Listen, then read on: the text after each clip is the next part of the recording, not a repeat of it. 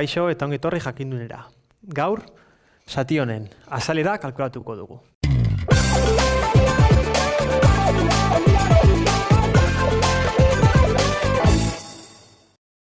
Beraz, esandakoa, birpasoa, ariketa hau. Zirkunferentzia bat ematen digute, eta honen zati bat kalkulatu behar dugu. Ikusten dugunez, zirkunferentziaren osoa bakarrik laurdena behar dugu. Beraz, azalera osoa, zati lau. Eta gero, zati honi kendu behar diogu triangelu errektangelu hau. Ematen digutenez bere radioa, oso simplea kalkulatzea honen azalera. Perimetroa kalkulatzeko berdin. Zirkunferentziaren perimetro osoa kalkulatu, zati lau egin behar dugu laurdena dugulako bakarrik, eta azkenik hipotenusa kalkulatu. Kasu honetan, hipotenusa hemen dugu. Ikusten dugunez lehenengo karratu bat dugu. Beraz, lehenengo karratua marraztuko dugu. Hemen karratuaren azalera. Hau dana, izango litzateke, ezta? Karratuaren azalera kalkulatzeko nola da? Altuera, bider, oinarria. Gero, zirkunferentzia. Zirkunferentzia karratuaren barruan dago. Beraz, azalera hauek kalkulatzeko egin behar duguna izango da kenketa egin. Orduen, karratu honi zirkunferentzia hau kentzen badiogu, zati hauek gelditzen zaizkigu. Beraz, zirkunferentziaren azalera pi r ber bi. Lau zati hauen batuketak zeintzuk izango die? Karratu honi hau kentzen badiogu, zati hauek gelditzen zaizkigu. Beraz, horiek izango die kalkulatu behar ditugun azalerak, baina kasu honetan bi eskatzen dizkigute bakarrik, ez danak. Beraz, hau marku duguna dana, zati bi. Gero, hau eskatzen digute bai.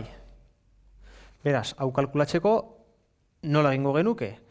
Izango litzateke, gehi, hau dana, zati bat da, bi hauek karratua, ken zirkunferentzia laurak izango genuke, zati bi zati nahi ditugulako, gehi, zirkunferentzia, parentesia bai,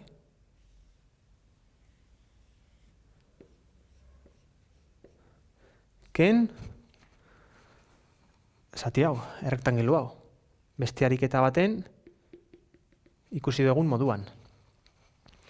Zirkunferentzia osoa ez, baizik eta laurdena. Beraz, zirkunferentziaren laurdena kalkulatuko dugu, pi r ber bi zati lau laurdena nahi dugulako bakarrik, ken triangelu hau.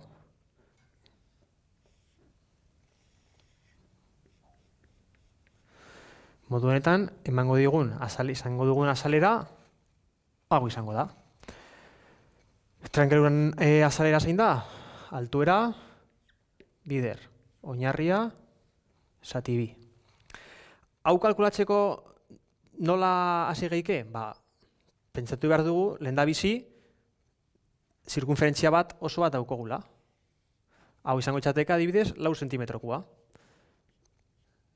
Eta zirkunferentzia honi, zer da egiten dioguna? 2 zentimetroko beste zirkunferentzia bat egingo dugu, txikiago, 2 zentimetro, eta honen kenketa izango da. Hau egiten badugu zer izango da honen emaitza? Hau ez da berdina, beraz, kendu ingot. Izango litzateke, hau, ken, hau, egon litzateke donus bat kalkulatzen. Baina gu ikusten dugunez, nahi duguna erdia da. Beraz, egin marko duguna, hau, zati bi egin. Beraz, hau izan da dana. Mi esker ikusteagatik eta gogoratu, sare sozialetan eta web orrian jarraitu jakindun.